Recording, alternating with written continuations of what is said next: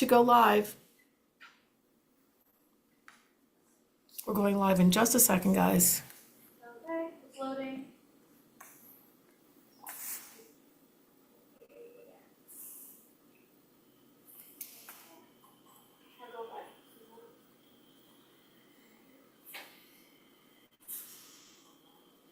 Yeah, it's good. We're good, it's live streamed. Fantastic. Thank you. No problem. So I don't see a live stream, but like signal of any kind. It's okay, we see it on our end. Okay, great. Okay. So it's official. We are live. I'm Delegate Robin Lewis, and this is the Land Use and Ethics Subcommittee in the Environment Transportation Committee of the Maryland General Assembly. It's February 11th, and this is our first work session. Thanks everyone for being here. I'd like to quickly go through our housekeeping guide. First, just to remind colleagues that this is a work session. If there are bills ready to vote, we'll vote them, but if not, we discuss and work through bills and questions. We have the ability to welcome guests in our subcommittee meetings. However, those guests are to remain silent unless they're asked a direct question by a member. We also, and so in order to be included in these meetings, we ask that interested guests request permission in advance so that we can allow them in the Zoom room. Our agenda today will cover 3 bills. We are going to discuss House Bill 272, the Maryland Department of Planning Modernization departmental bill. The bill has been amended. We'll discuss it. You have the final reprint in your inbox. Next, we'll discuss House Bill 347. That's real property recordation of land records. This is a bill sponsored by Delegate Marvin Holmes. Also amended, you should have the markup version in your inbox. And then finally, we'll discuss House Bill 80. That's land use transit-oriented development alterations. That'll be discussion only. I'd like to also welcome our guests and just remind them that we're glad they're here, but we ask they remain silent unless asked a direct question. We have from NDOT, David Zeiden. We have from, and Matt Mickler. We have from the Maryland Department of Planning, Kristen Fleckenstein and Andrew Wilson. And I think those are all of our guests. So we will go ahead and get started. Since we're starting with House Bill 272, and I know planning had a hard stop, I hope you guys can stay a minute. Ben, would you do us the kindness of talking us through an overview of that bill, House Bill 272, and we can get going. Thank you. Thank you, Chair Lewis. Yes, I think the members from MDP who are on the call now should be available to stay with us a little bit longer, just to help clarify. But yes, HB 272 is the Department of Planning's modernization bill. It's cross-filed with Senate Bill 236. There's no fiscal impact. There are amendments that address the population projection data that's gathered, and we'll get a chance to look at that in the amendment, which I'm happy to pull up. That was a product of testimony from the City of Gaithersburg, checking with MNCPPC about it and with MDP.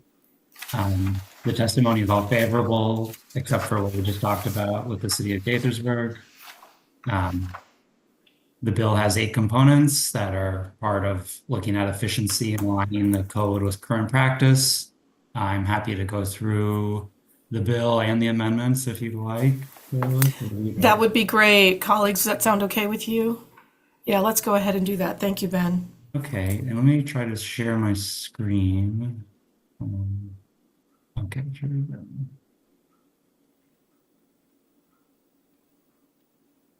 Okay, so the screen should be up now. This is the Department of Planning's bill as amended. Right now, Madam Chair, is there a way that could be made larger? Okay, can you help us with that, Ben? Is that a little bit better? Yeah, that looks better to me. How's everybody with that? I'm sure the folks at home That's fine. appreciate that as well. Okay. Great, Great. thank you. Perfect. Cool. So the first part, it is kind of an omnibus bill. There's lots of pieces, but the general theme, though, of the modernization. So the first part here, you may recall, of looking at efficiency and aligning with current practice. This is for the state administrator. It's the secretary referred to this as a CC on changes to precinct boundaries. They don't get it directly. So this ensures that they're getting the data and that the maps they're creating, the precincts populations are representative and accurate. The next part is concerning the environment. What this does specifically here on page 3, line 3, is adjusting the MDP responsibilities to ensure consistency with water and sewage plans with local master plans. The next part concerns the state finance and procurement article.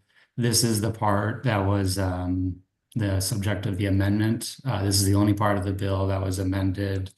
This, again, City of Gaithersburg was requesting that either the reference to MNC PPC, as you can see, is struck, would be either replaced or included with projections from the Metropolitan Washington Council of Governments. And then this is after checking with MNCPC, checking with the Department of Planning. This was sort of the consensus product where all the parties agreed. And that's what you see before you now. That is adjusting that so that the last part here about member jurisdictions is the specific counties that would make up the data that would be submitted to these organizations. And so that's how that's why the member jurisdictions included as well, because the way it's currently written, it says, the department may use the population figures developed by the Baltimore Metro and Washington Council, but it's also the member jurisdictions who are developing the data. So that's why they were included as well.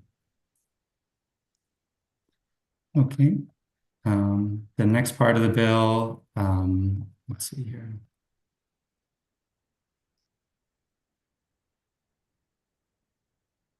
This is a technical change. The State Economic Growth Resource Protection and Planning Commission, which you'll see is bracketed out here, that doesn't exist anymore. It hasn't for 20 years. So it could cause confusion. There's another reference at the bottom of the bill to the State Economic Growth Resource Protection and Planning Commission that's also removed. The next part here, my understanding is that 5311 is not current practice. It concerns the entry to capital facilities to make examinations and surveys that relate to capital facilities planning. So that's being struck, not a current practice. And the next part is the state finance and procurement article, section 5407. This is also being removed because it's an outdated provision that concerns allowing the transfer of the MDP budget to the Maryland National Capital Park and Planning Commission. So my understanding is that that's never occurred, and there's no concern from MNC PPC about striking this. So that's the basis for the change before you there. 5502. This is being removed because this has been replaced by modern GIS standards. Right, this references establishing classification standards for geographically referencing all basic planning information. So that's why that's being struck. That brings us to 5503. This provision is also getting updated. It's adjusting the requirement for MDP to be a repository and clearinghouse for information on real property available for public use that is state-owned property, which reflects how MDP is currently doing this. And then again, as I mentioned earlier, the 57A02 is just a correction or removal of the reference to that commission, which does not exist. And then that is the bill as amended. Thank you, Ben, for that overview. Is there any discussion on the amendments? Any questions? I'd like to ask the Department of Planning if there's anything they feel we should know or they'd like to flag regarding the amendments. Thank you, Chair Lewis and members of the committee for having us here this evening. We will keep it brief. I'm sure that those of you who are driving would like to get back home safely. Basically, this bill was something that as our new secretary came on board and our team at MDP started identifying multiple aspects of current statute that just either no longer exist or need to be updated, we basically started culling through all of the statutes that impact MDP to make sure that we modernize what the current way we do things is reflected into the statute. And that was what led to this bill with regard to just looking at the things that needed to be updated. So for example, one of the things that has been going on for years is that if a local jurisdiction changes any of their precincts and they send that to the State Board of Elections, we're the ones who typically do the map. So in order to get them, we have to call the State Board of Elections, which pretty much has always worked out, but it just makes sense for them to share that with us and keep that in the statute as well. Other factors that you saw in the bill really are just simply with regard to potentially entities that no longer exist and haven't existed in a couple of decades, and just cleaning it up and the modernization. The one piece of this bill that did get amended in the Senate really just is with regard to population projections and the sources that are utilized to gain those projections so that we can distribute them around the state. So that is where that amendment came from. Andrew Wilson, who is our government affairs specialist, can speak further on that if you have any additional questions. Andrew, is there anything, thank you very much, Ms. Fleckenstein. And Andrew, if I could call you Andrew or Mr. Wilson. Anything, Thank you. anything else you'd like us to know about the population projection provision? Yeah, the only additional thing to add, we got word from the city of Gaithersburg that they were looking for this amendment. The Senate side of the bill, SB 236, currently just reads, it strikes Maryland National Capital Park and Planning Commission and replaces it with MWCOG. But they did not add the very last bit of the member jurisdictions of these councils. We'll be working with the respective senators on that bill to make sure that section is also added in the cross-file in the Senate. That would be great. Okay, thank you. Colleagues, any questions for the planning department? Okay.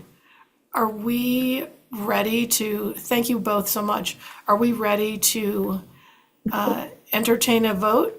Any motion to move the amendments? Oh, Delegate Davis, I see your hand up. Let's go to Delegate Davis. Madam Chair, so moved. Moving. Oh, great, thank you. Second it. Okay, amendments have been properly moved and seconded. All those in favor? Okay, that looks like an aye.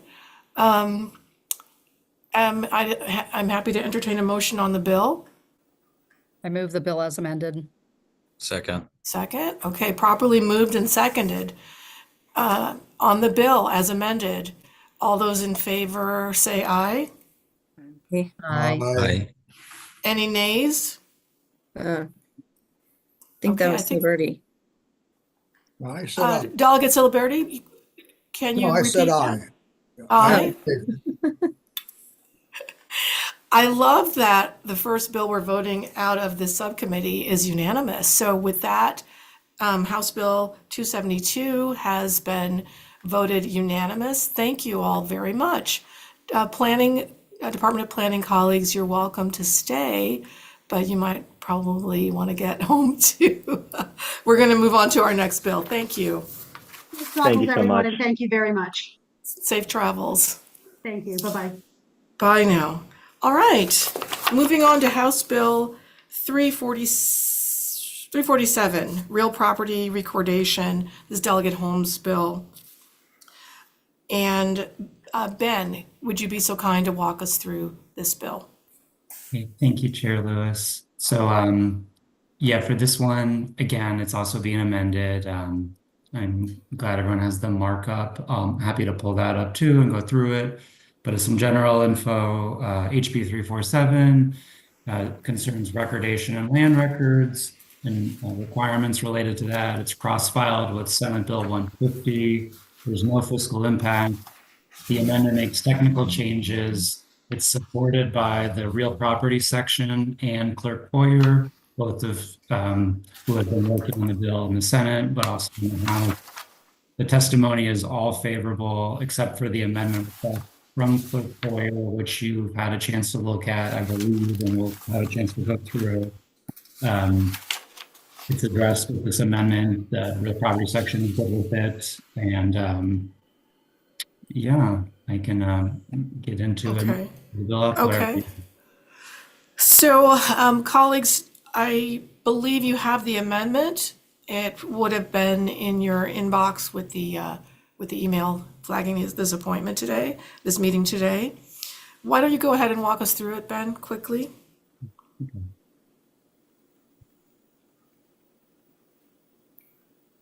Okay, this is the Senate bill that was marked up, but it's the same line numbers. Ben, would you be so kind and expand the view on this one? Yes. Yep. Thank you. Thank you. Yep. So it's the Senate bill, but the line numbers are the same. The cross files are the same. So it's just probably a little bit more helpful to go through the marked up version because the changes are going to stand out more for what's amended and what's reflected in the amendment than the more traditional reprint we might have.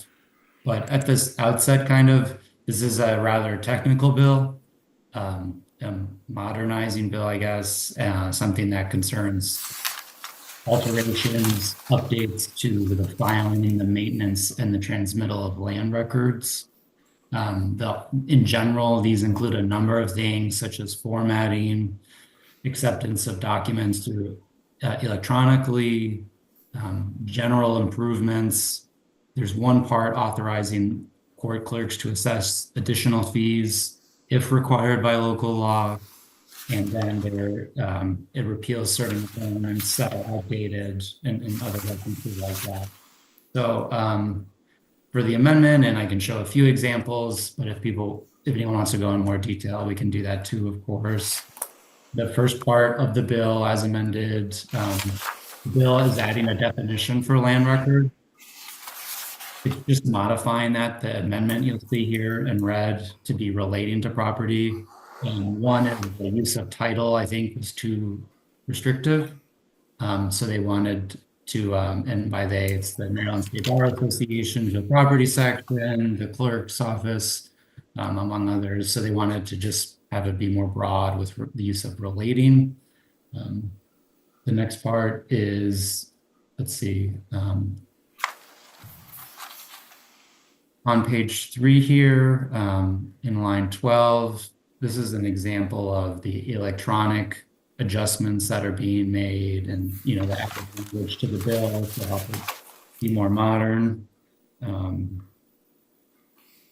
Here is another amendment that is actually returning the bill. Oh, yes. So I think there's a hand, Chair Lewis. Sorry, what's that now? Delegate Terrasa's raised their hand. Oh, thank you. I was looking at the bill. Delegate Terrasa. Madam Chair, do you want questions while he's going through that, or do you want us to wait till the end? What are you guys used to? I think questions during is fine. Is that what you'd like to do? I was just gonna ask, because this is a small point, but I'm just curious why they said 10 point and then crossed out the 10-point amendment and went back to 8 point is what I'm reading that as. Because 8's tiny. I'd be happy to. Yeah.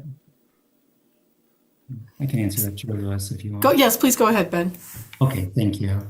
So the reason for that, yeah, the existing law was 8, then they went to 10, then they're going back to 8 with the amendments. The amendments are going back to 8 because my understanding is that there's federal documents and other federal existing maybe regulations or laws that require 8 point. And so that, yeah, that's fine. Okay. So Delegate Terrassa, does that answer your question? Yeah, I mean, I don't know enough about the federal regulation to understand that, but that's fine. Do the feds actually care what font size we use? Are these records, are they, I agree. can you help us with that question, Ben? Why does it Yeah, matter? I think the issue, my understanding is that there could be an issue if all of the federal documents that might be incorporated with a deed or other instrument for recordation has to now get, done twice or edited every time, something like that. Okay. Is that satisfactory, Delegate Terrassa? Yep. All right, then let's Thank keep, you. yeah, of course. Let's keep moving. Ben, if you would. Okay, cool. The next part, these are probably, we saw the earlier amendments that we looked at, and then this is another substantive part of the amendment. This is being, this is again with just the recordation of technical provisions regarding that, but we're changing it to the left and right side of our page instead of the remaining. They are removing this provision here, the paragraph Roman 2, where a clerk may refuse to record an instrument that does not meet the requirements of this subparagraph. The reason they're removing this in the amendments is because they wanted to avoid deeds getting rejected for technical reasons that don't impact legibility or reproducibility. And so, and those Okay. are the basis for that, just kind of like a practical common sense, I guess, rationale. Okay. Let's see. Moving through the document, you'll see there's, again, more like technical corrections and updates.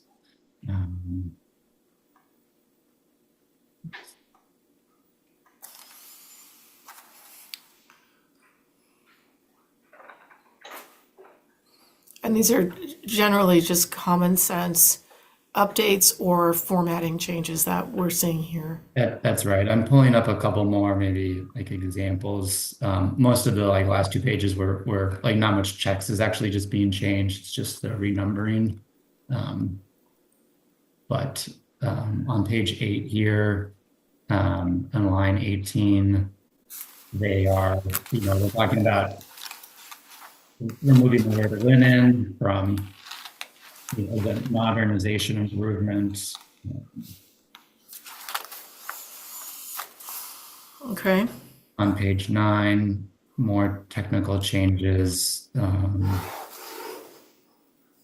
This is the one provision where this is about for recordation of subdivision plats.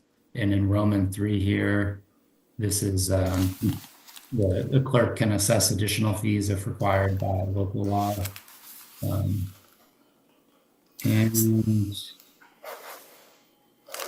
yeah, I mean, that's in keeping with the rest of the bill and the language. Great. Thank you. Colleagues, any questions?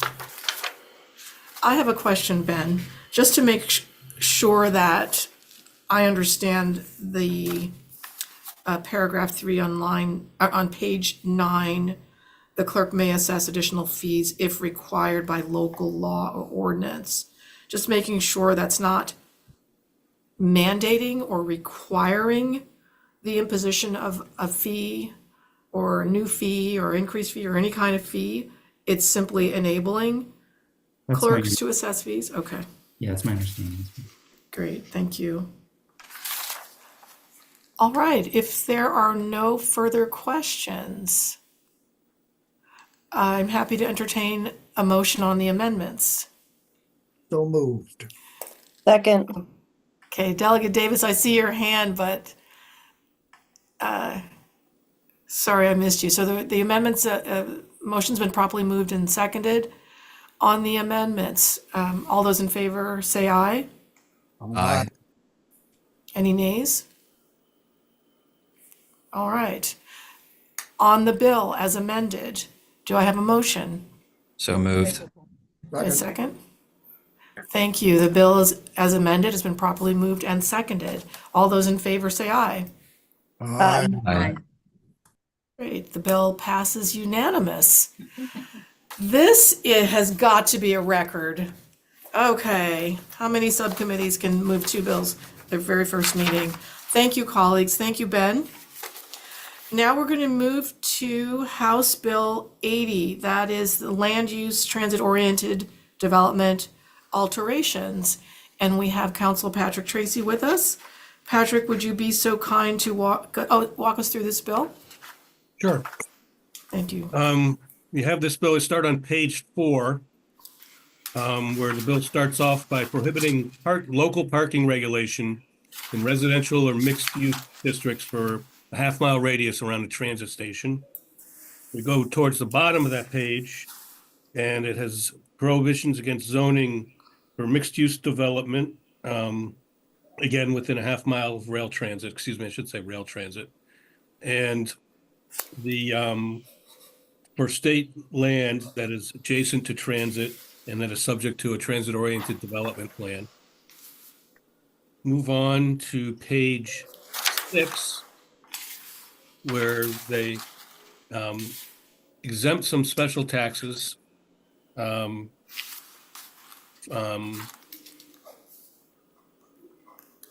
Special taxes imposed for the benefit of transit-oriented development from local caps or bonding caps, from local taxing caps or bonding caps.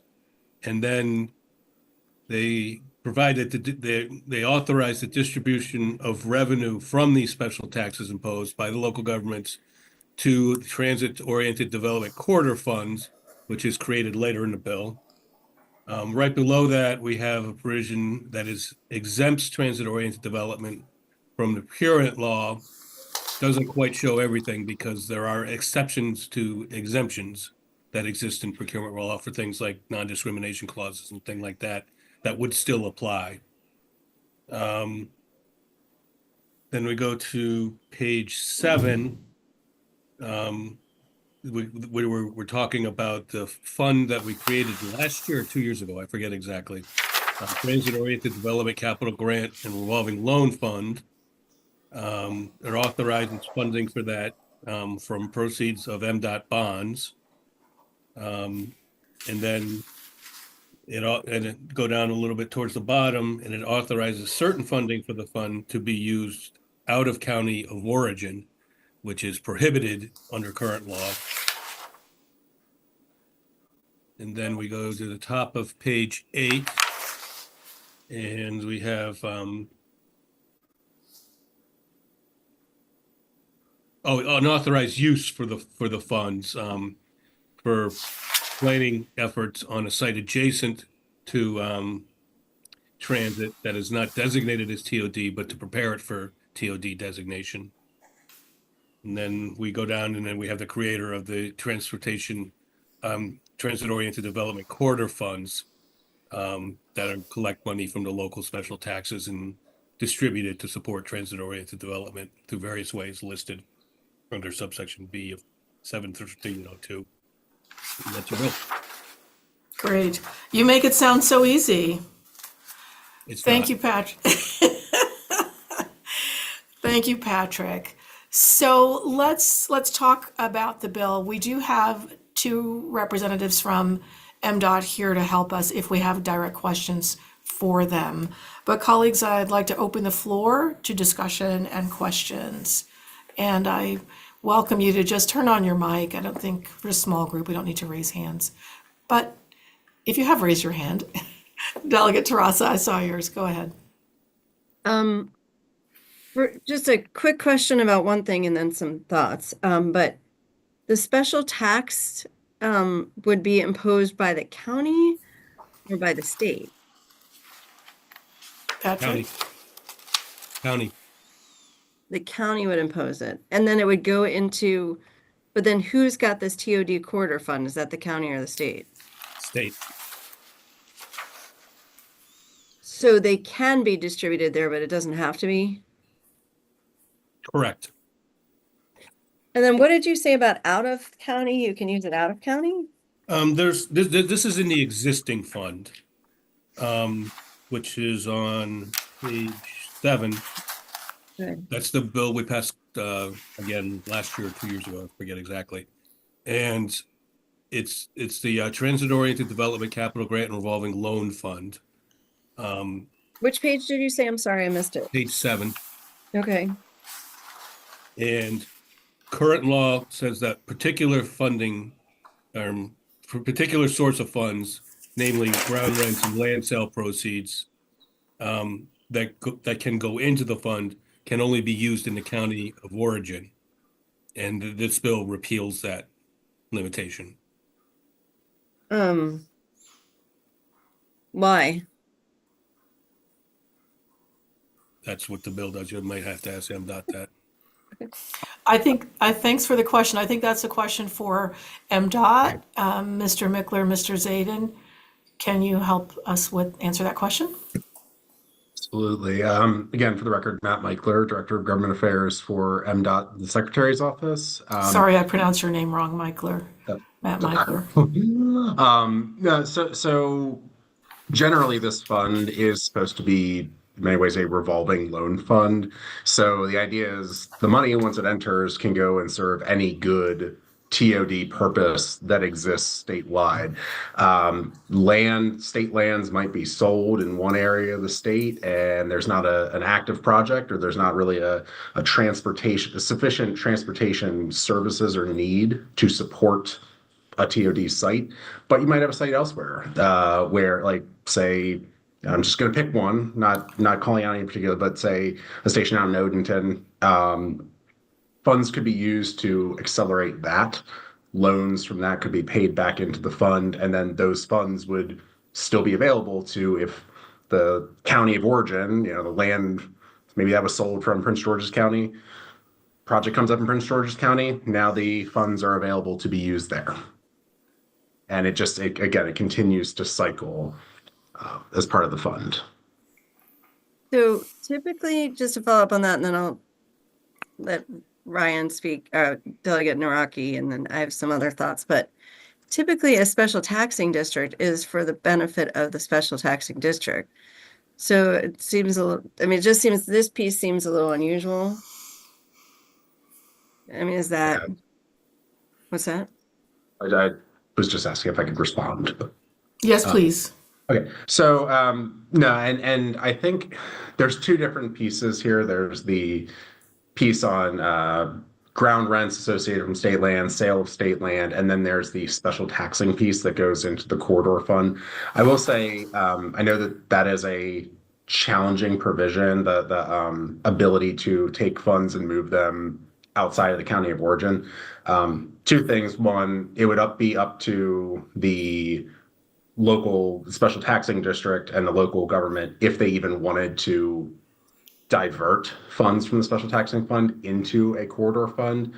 But also, understanding that that's a challenge, it's kind of a smaller portion of the bill. There's other more critical pieces, and that is something that could be, if it's causing a lot of concern, could be perhaps dropped from the bill. We do think it has a lot of value in, again, accelerating these funds and directing more funds to this important work in TOD development, but I understand it is definitely something that is challenging. We've heard from a lot of sources. Thank you, Mr. Mickler. Delegate, I think I saw Delegate Naraki first, and then Delegate Lehman. Thank you, Madam Chair. I would just want to talk about the one part of the bill in particular that, basically the half a mile radius there where we're kind of really usurping local zoning authority. So, as I talked about during the initial hearing, I have a rail station, a MARC rail station in my district. Within a half a mile there, on one side is a space that has nuclear material in the ground. On the other side is actually the area where I had a bill last week that has failing septic systems. So I think the sort of total lack of flexibility with respect to kind of what the counties or localities can and cannot do here is a real problem. I think that there are good reasons for transit-oriented development, but I'm not sure that every circumstance and every rail station is created equally. The rail station in my district, I'm sure is very different than many others that other of our colleagues may have in their district. And so I just think this absolute sort of language that it shall be this way really is not the right approach. I also think, this is very similar to one of the housing bills that we heard last year. There was a similar provision inside of that bill. And one of the things that, many counties and localities fought for was the ability to still have adequate public facilities ordinance in place. Baltimore County, for instance, just passed an adequate public facilities ordinance in the past year or so because we've had many schools, at least in the area that I represent, that are extremely overcrowded. And I'm not sure to not factor that in as well, something like that. And Baltimore County's adequate public facilities ordinance only looks at school overcrowding. To not be able to factor things like that into the equation as well, I'm not sure that that's moving the ball forward in the right way, in my opinion here. Thank you, Delegate. And I saw Delegate Lehman. Thank you, Madam Chair. So one request is that when we are discussing, and I wasn't clear when Patrick was going over different provisions, going from page to page, if these are amendments or just things he was calling out, but it would help if we could have screen sharing going on when we are discussing specific passages in the legislation. So that's just a comment. But going back to the special taxing district question, I, having served in local government on a county council for 8 years, I also was not aware of, I don't remember ever hearing about a special taxing district where money could be taken out of the jurisdiction where the special taxing district applies, a municipality or an unincorporated part of a county. And so I wonder why that's even in here. To go to the point about Mr. Mickler's point that it would be challenging, but it's potentially possible to move it to a different corridor. Can you give an example where conceivably that would be the case? Are you talking about, let's say, if you're talking about stations, which we really do have in Delegate Terraza's district and in my district where they abut in Laurel, where you have like marked train stations along the Route 1 corridor? Are you talking about potentially the possibility of moving money in that same corridor, but across the county line, or what would that look like? Mr. Michler? It's okay with the subcommittee. I might actually want to suggest that David Zidane take this particular question since Sure, thank you. Specifics. Yeah. Mr. Zidane?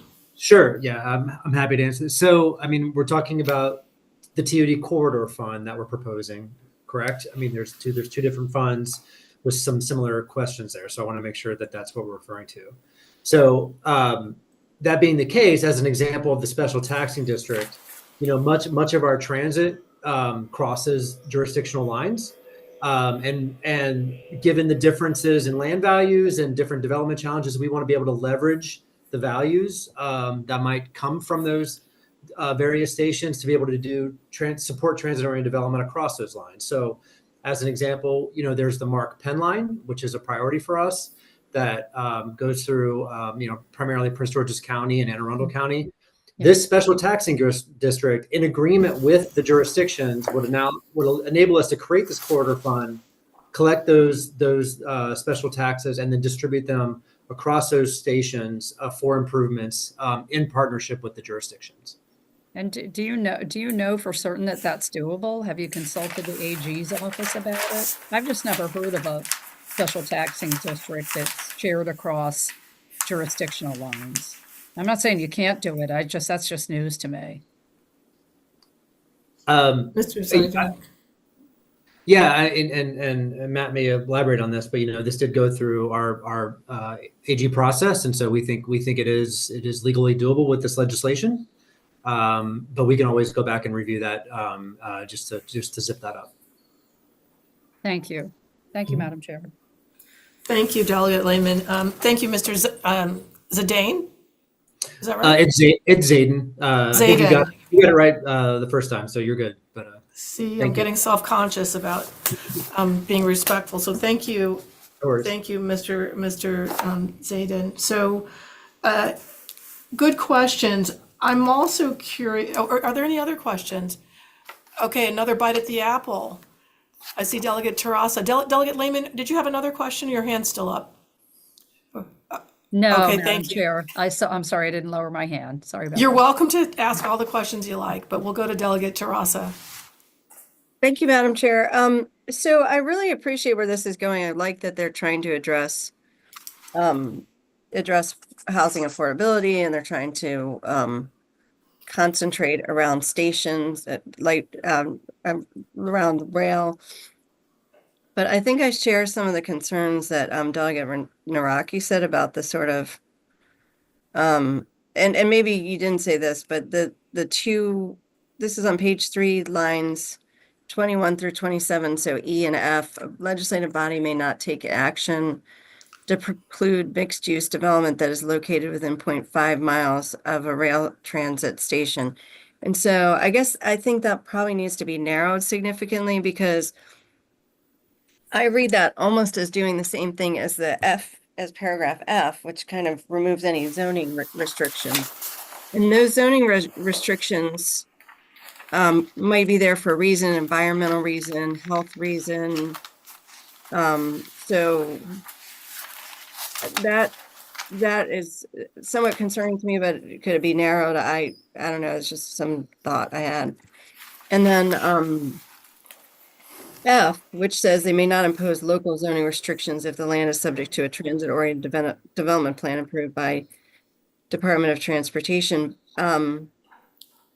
That's very broad also. I mean, when you take out any zoning restrictions, and I think we asked questions during the hearing that sort of exposed that, like, there's really, if you take out all the zoning regulations, there's really no restrictions on any of that. And so I'd like to try to achieve what they're trying to achieve, but like, I do think that needs to be significantly narrowed.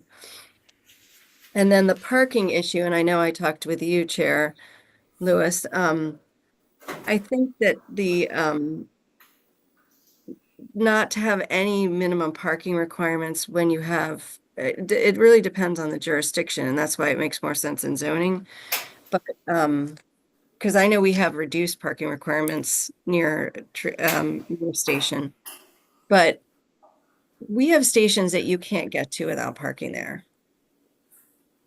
And you just can't. And so I worry about the parking regulation near, I mean, Delegate Lehman was talking about the station that's, near, like, in the border of our 2 districts. And there's just, like, on my side of the district, there's really nowhere to park. There's just, we have a number of stations that you just can't, like, even if people could get on the train and go somewhere, they can't not have parking because they need to be able to get to school, to work, to doctor's appointments, to anything. And if you don't have a transportation system around there, it makes it very difficult. So I guess those would be my main comments about it. I am concerned about that piece of it as well. Thank you.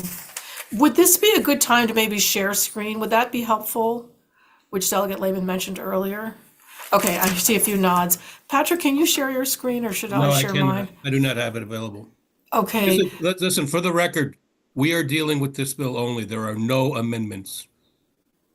Yeah, there's not been any amendments. Thank you for reiterating that. We're just talking about the bill today. If Can I the- share if the my? host- If the host can just pull up the House I can Bill do it. 80 and share the Yeah. screen. Yeah. I can do it. Jared, can you? Sorry, can you? Who can pull it? Was that you, Ben? I can pull it up if you Would you want. do that? That would be wonderful. Thank you. No, I've got Ben helping me. Thanks, Jared. We're going to get it done. Thank you. And he'll blow that up. So this might be a good time just to take a moment. Delegate Naraki, we'll come to you in just a second. Delegate Tarasa was referring specifically to a couple of provisions, but the last one, do you want to go back to the beginning? You We're Be on referred. page 4. Right? Okay, yeah. Can we go to page 4? Well, most of the ones that I was just commenting on are on page 3. No, I think it's page 4. Oh, maybe I have the wrong version of the bill. The minimum parking requirement, the you're precluding right. mixed-use I'm so development. So that would be great. And everybody can see this pretty well. So let's just go back to the top. Delegate Tarasa, you brought our attention to the prohibition on imposing off-street parking minimums. And you mentioned that you're concerned about that since there are stations in your jurisdiction that can't be reached without driving. And that was something you flagged. You also mentioned, you suggested that the radius could be narrowed. That might be a better approach in your I view. mean, Did I it get might that right? help. It might help it. I still think you have to think about the parking, like that you need parking there. And I'll tell you that when we allowed development on like near transit stations, and we allowed for less parking, but not no parking. We still had issue, and then I think the state had to rebuild, like build parking, like build structured parking for the station. So it's just a concern if we're not going to have any parking. Patrick, can you clarify, does this provision in the bill mean there's no parking near the station? Can you please help us understand what a prohibition on minimum Well, parking no, it doesn't mean requirements there's no, means? it just, Please explain it so that everyone understands what it means. it just says that the locals can't say that you have to have a minimum of 500 spots available or something within the 5.5 mile radius. The private developer can do whatever they want. Right. So, Oh, sorry. I'm sorry, Delegate, please go ahead. Just from a practical standpoint, generally developers don't put a lot more parking than is required. In fact, most of the cases I saw in my 12 years on the zoning board and county council were trying to go for fewer spaces than were required. And so this, if the county had any, or the county had any concern about parking, they couldn't even require, I mean, you said 500, Patrick, but I was making that number up, but no, yeah. I know, but I'm just noting that, there could be 100 housing units, and the county couldn't require 5 spaces if if they're not allowed to do any minimum. So that's also a concern. I just think, again, I think the language on these 3 need to be tightened up. Thank you. Did you want to also look at the bottom of page 4, the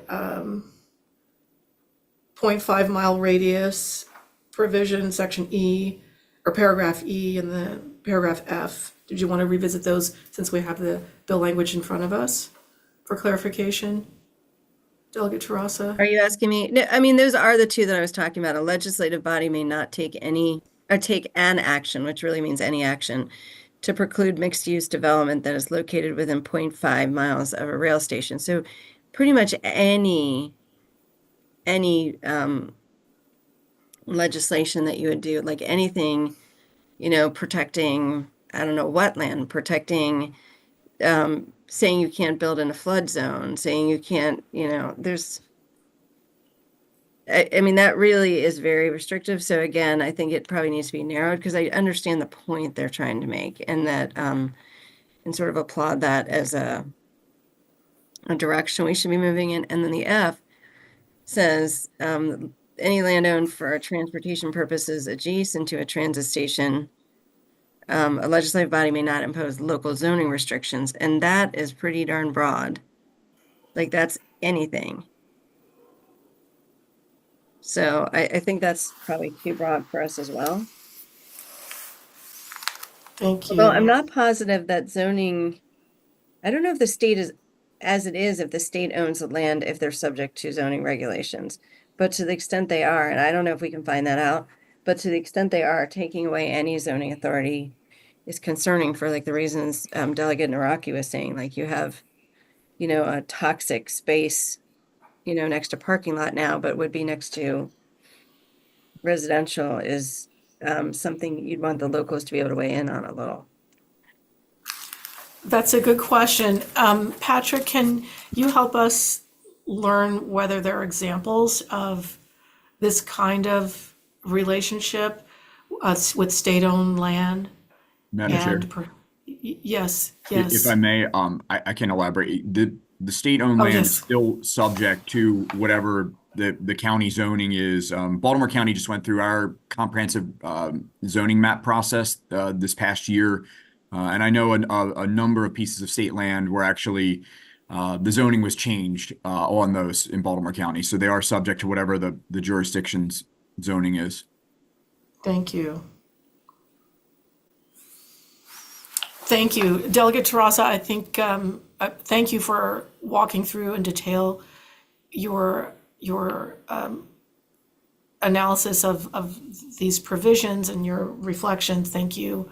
Delegate Naraki, thanks for jumping in. Did you have any other questions? Because your hand was up, Delegate Naraki. Yes, Madam Chair, if I may. Yes, please. This is probably for Matt, but I did have two questions in particular. So this, I'll just use again this example of the rail station in my district. Matt, this is one I know that we've had lots of discussions about this area. It's Maryland 150. It's Eastern Avenue. It's also known as that in Baltimore County. It's one of the most dangerous stretches of road in Baltimore County right now. In the past year or so, there were about 11 fatalities in this particular corridor. So many so that the county is actually looking to kind of change the way that they're going to allow development in this entire corridor. My question would be if Baltimore County, for instance, in this instance, were to have different requirements with respect to traffic, would they again have no say over that in a dangerous corridor like this here? So, I appreciate the question, Delegate Naraki, and I'm going to give a broad and then maybe more narrow answer. Just kind of wanted to step back for a second and say that while understanding these terms are very broad as written, this arrangement with TOD is often heavily contractually based. So while it might not be spelled out here, this is an agreement between a land developer and, in this case, it would be the state, working through how to best use this land. And the developer obviously is still subject to certain conditions. Understand that maybe what is here is too broad. As for the road in particular, the site across Maryland 150, that being a state highway would still be subject to the state's jurisdiction. So access provisions and whatnot along that highway would still be something that is subject to the adjudication of SHA. And there is a whole access permit process for when you're trying to tie into our state roadways. Yeah, no, and I'm well aware of that, but I also know that the counties, I should say, can impose additional restrictions. I've had lots of discussions with Administrator Pines about this. So, for instance, Baltimore County may, in this particular corridor, require a corridor approach. So, not looking at one individual parcel of land, but looking in totality because of how dangerous this stretch of roadway is. So, again, my question would be if the county were to pass a corridor approach in this area because of all these fatalities, what would happen if a developer came in and said, "I want to build 3,000 units here," or whatever the number might be? Go ahead. I mean, looking at this, I guess, in some ways it might depend on the state-owned land. And again, it might be a point where things need to be narrowed, but as for, if you're looking to say E on that mixed use piece, I think maybe it's best that I just give the intent of that, or at least where we were coming from for that, because I think that's maybe that there's a lot of concern about what it could be, but let me just at least tell you where we were going with it. It was just to say that if there is residential, if something around, say, a rail transit station is zoned for residential as its use, we were looking to allow that to be something where it could be residential and mixed use if you're within this half-mile space of the rail transit station, to allow for that better and more effective development. If a site, of course, meets the conditions where it would make sense to do that, right? There are certain transit sites where there's just frankly not enough service to support a true traditional mixed-use development. So something that had mixed commercial and residential. Thank you. Does that I'm not answer sure your if that question, answered. Delegate Naraki? Address your It concern? certainly answers the spirit of where we're, and I figured that was the spirit of where we were going, but I'm not sure that that's how at least is constructed currently, is how this could be interpreted by someone. Thank you. I see Delegate Lehman. Go ahead. Yeah, thank you, Madam Chair. So just briefly going back to paragraph E, I'm wondering if that's meant to say a legislative body may not take an action to preclude mixed-use development on state-owned land that is located. Is that is that missing from that, or is that all land? Because if it is, that is being completely tone deaf, I guess I would say, to local land use and zoning laws. I can't imagine that that is meant to say that for all land. Mr. F Michael. is state land and E is not. E is not meant to apply only to state land. Mr. Michler. Yes, so thank you, Delegate Lehman, for the question. E does not apply only to state land. It is for mixed-use development located within, or a local government may not take an action to preclude mixed-use development that is located within 0.5 of rail transit station. But sorry. You're completely disrespecting the master planning process at the county level. Prince George's County, through Maryland National Capital Park and Planning, spends, and the number's got to be higher by now. At the time I was on the county council from 2010 to 2018, MNC PPC spent somewhere in the neighborhood of $8 million a year on the master plan process alone. I just can't, I cannot support the language in E. It's over the top and really disrespects local land use and zoning policy. So that's just my 2 cents on that. On paragraph F, for what it's worth, that does not bother me as much, I guess. And I could see where that scenario might concern other members, but I have been used to dealing with the University of Maryland College Park, and that, for years and years on the council, it was only North College Park was in my district, but now all of College Park, including the University of Maryland. And in my experience, its land is not subject to local land use and zoning provisions, regardless of what they're proposing. Traditional university buildings, or it's public-private partnerships involving, mixed use development, commercial, multifamily, whatever that looks like. So that, to me, is, I guess, less surprising, less of a concern, just because of my experience with the University of Maryland. But it would be interesting to know if that is typically the case with other state-owned land. And that's all, Madam Chair. Thank you. Thank you, Delegate Lehman. That's a great question.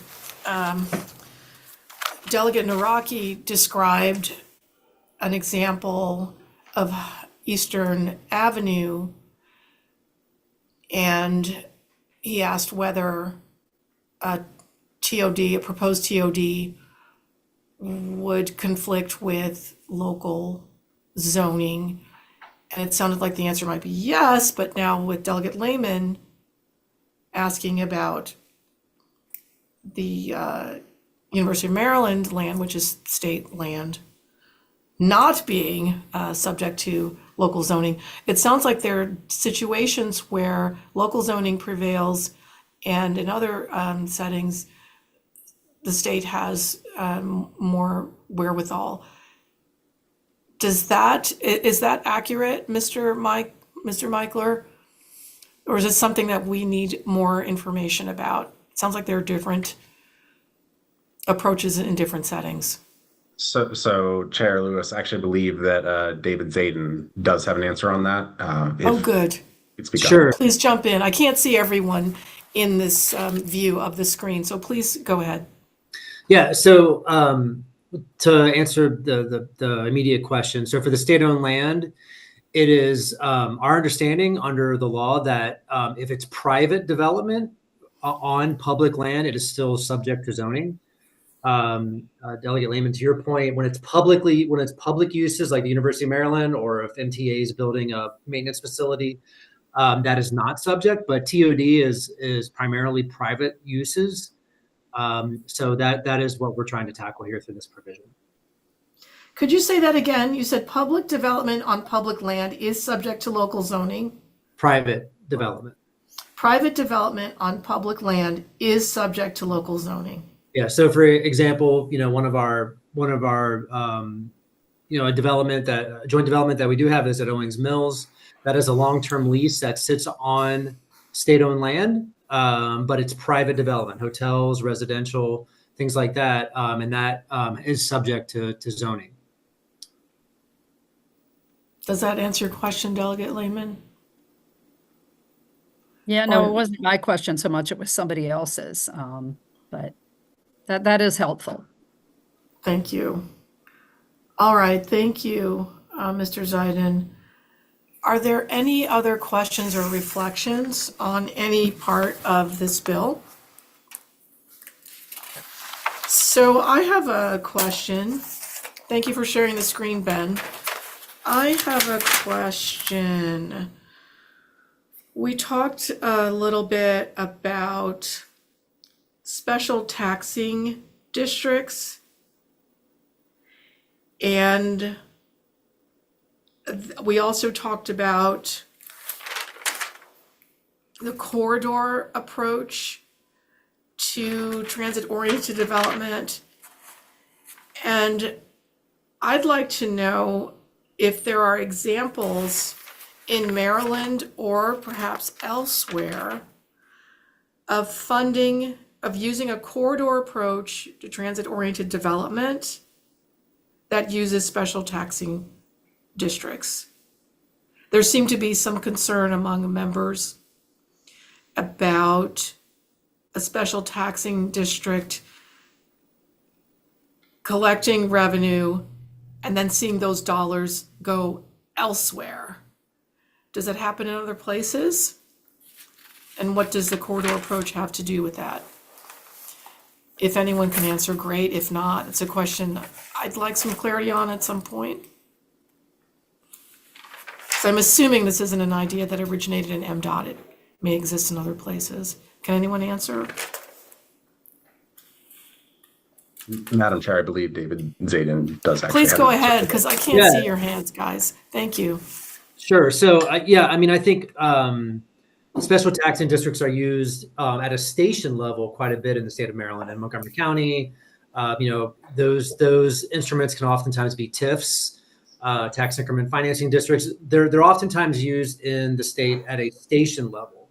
But what we're trying to do again is to look at this corridor wide because, for instance, like the Baltimore Metro, the Mark Penn line, we want to look at TOD at all those stations and how to leverage development there. That type of approach has not, multi-jurisdictional taxing district has not been used in the state, but it has been used in other places.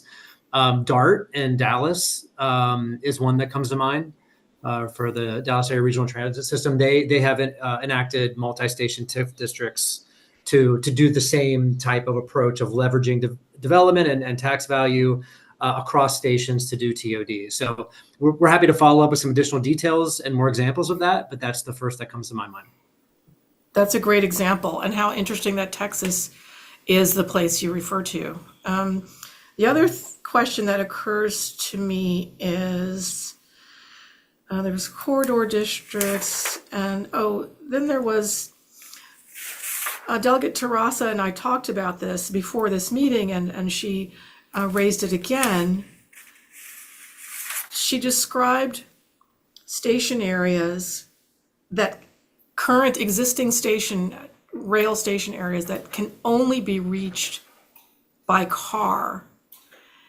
And in my experience in Baltimore City, we refer to those types of stations as park and ride, where you literally drive and park your car and then hop on a train. There are park and ride stations I'm very familiar with in Odenton. The MARC train goes through a park and ride station. There's some residential around there, but there's no mixed use. And I think that this may be a term, park and ride, that's not used in other parts of the state. Anyway, this raises a question for me. If there are certain characteristics or features that make a TOD mixed use development more appropriate, and others where it's just simply not appropriate, are there any design guidelines or any sort of, approaches that would help locals identify TOD ready sites and those that are less ready? Are there any design guidelines that go with TOD at all in Maryland? And whoever can answer that, please just answer. Matt, Please go ahead. Yeah, so there's a lot to understanding whether or not a site is TOD ready, and I really appreciate that question. And we have been going through all of our sites doing that analysis. So for instance, we released our MARC Penline study last year that said, okay, here are stations that are right now, Odenton being one of them, and here are ones that probably won't be ready for TOD longer term. BWI areas and things like that are potentially part of that. So it's a combination of things. One is related to whether or not the market can provide mixed use. That's one of the elements that we look at. We also looked at zoning conditions. Is the site zoned for mixed use development?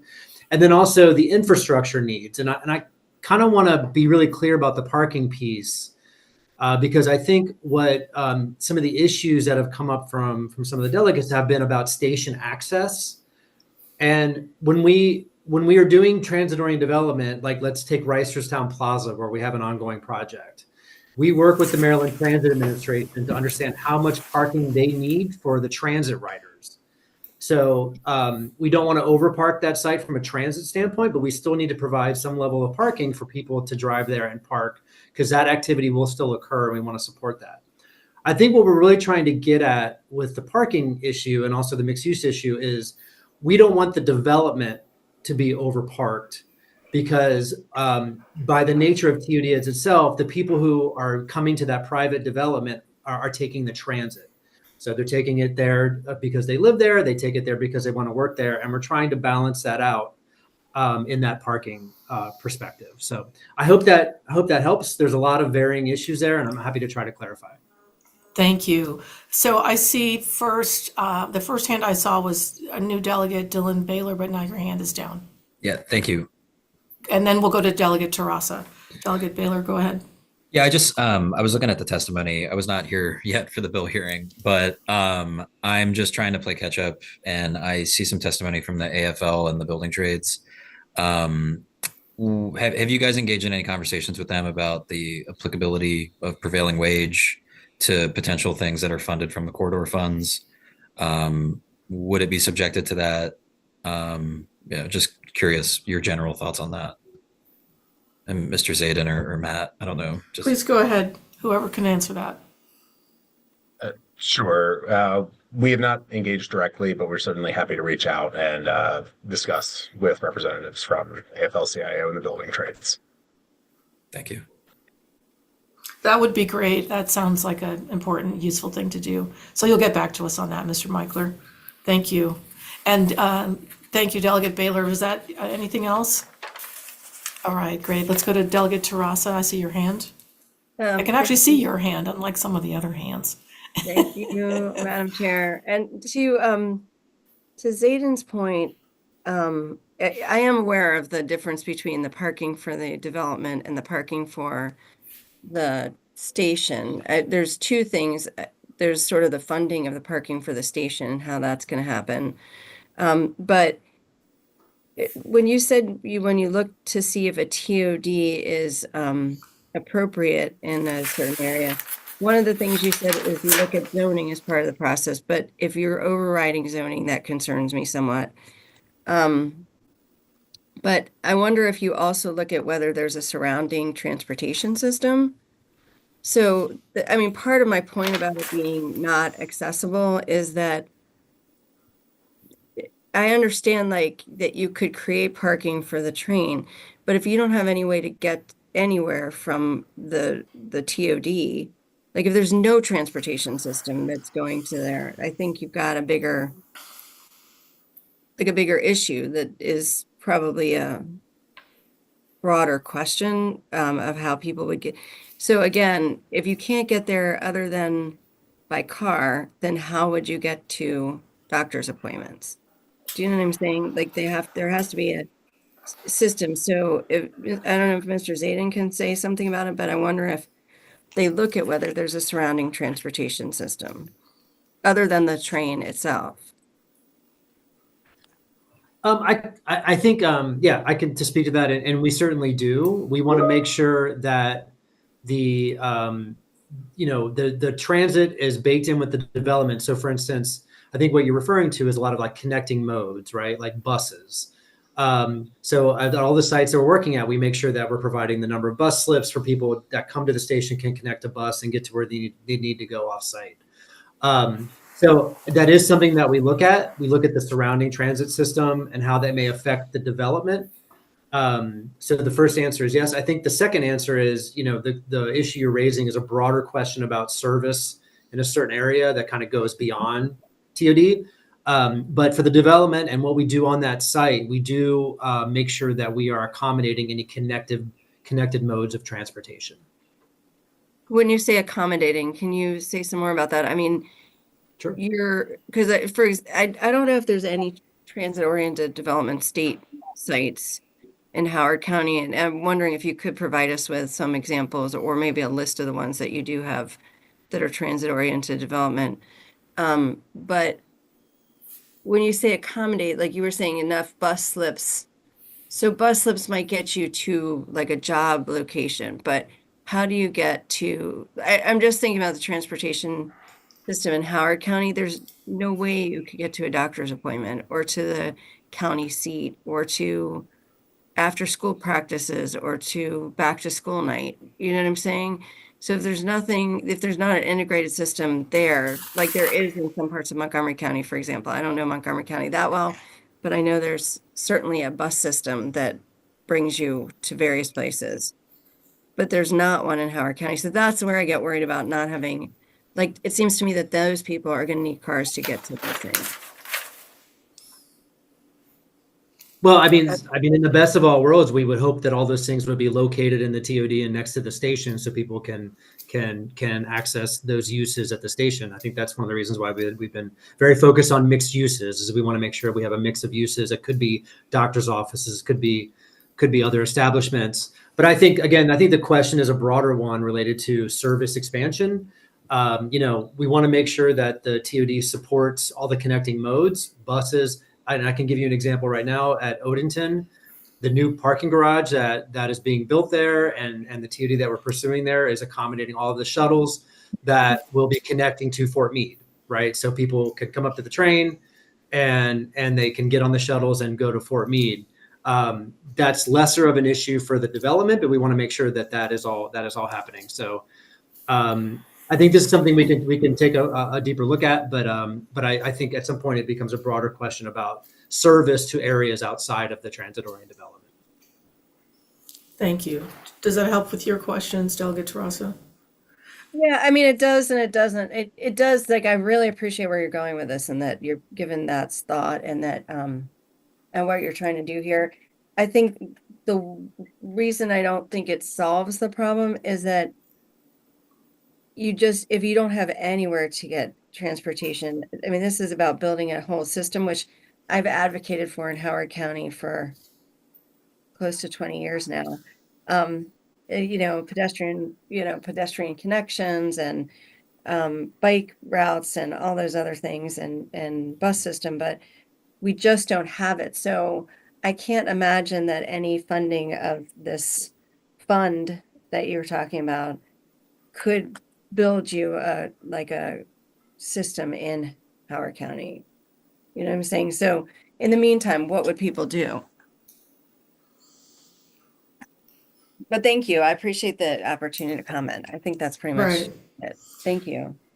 Thank you, Delegate. So what I'm hearing is an interest in more detail about the preconditions for transit-oriented development at a site, what those might be. Every jurisdiction is different and every site is different. So Mr. Zeiden or Mr. Michler, if you could help the committee provide a little bit more detail about the study that you've been conducting. I think Mr. Zeiden, you mentioned, and if that's available, it might be helpful for us, or at the very least, a description of the TOD ready conditions that would prevail so that folks can see that. I also heard an interest in learning more about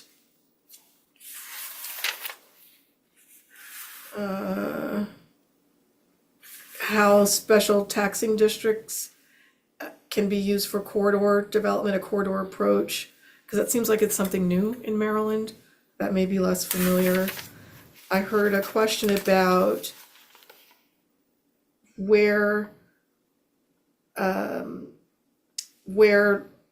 building trades and prevailing wage come into conversations about TOD construction, a lot of job opportunities there for Marylanders. And I think those were the highlights, sort of loose ends that came up over and over. Are there any other questions from members? I don't have a question, but could we get a list of the TOD sites, the state, I forget how they call it, a transit-oriented development plan approved by the state, by the Department of Transportation? I think that would be helpful in seeing how those work. That would be great. Can those be made available, Mr. Zeiden or Mr. Michler? And the other items I listed, can you respond, please? Yes, Madam Chair. Some of them, I believe, are already online, and we're happy to provide those to Patrick for dissemination to the subcommittee. And for the rest of them, we will run down answers to those questions. That would be great. Madam Thank Chair, you. Yes, please, go ahead, Delegate. That just made me think of one other thing. Is it possible, and maybe we could, Matt or Mr. Zeiden, if we could understand if there's ever like a time period where these plans fall off? I know that there was a TOD proposed in my district over 10 years ago, and I'm just curious if after a certain amount of time, obviously a decade is a long time, things change. Is there a time period where something might change with the TOD? David, you may have a better answer for this. I know they're created by resolution, but I'll let Mr. Zeiden answer. Well, I mean, I think, ultimately they're driven by market forces. So, I mean, if the market is right, they can be developed. And those do change over time. I think the specific question is related to the TOD designations, which is a formal kind of policy that we have. And those are subject to resolutions that usually have an expiration of about 10 years from enactment. But it depends on the specific resolution for that designation. So, Delegate, I believe that's what you're referring to in terms of the TOD designation. Yes. Yeah. So a lot of them do have timeframes on their resolution. Okay, that answers my question. Thank you. Yeah, no problem. Thank you. All right. Oh, I see Delegate Lehman. Please go ahead. Just final, very quick comment, Madam Chair. I would just respectfully advise that this bill not attempt to add any language to override local land use decisions when these plans, because plans expire, and in Prince George's County, we regularly extended them, but I would hope the state would not try to intervene in that process in any direction to say that, you know, a county or a municipality must extend those plans every so often. I would steer clear of that. I think you would really be kind of kicking a hornet's nest if you went there. So that's it for me. Thank you, Delegate. So this has been a really helpful and robust discussion. Thank you, members, for your thoughtful questions and bringing your lived experience to the conversation. If there are no other questions, this was just a discussion, a work session on this bill. And I think Delegate Lehman, your hand's still up, but I think you asked all your questions. Great. So with that, if there are no further questions or follow-up requests, we'll go ahead and adjourn. Thank you all, and I'll see you on the barricades. Thank you. Good night, everyone. Thank you so much. Thank you.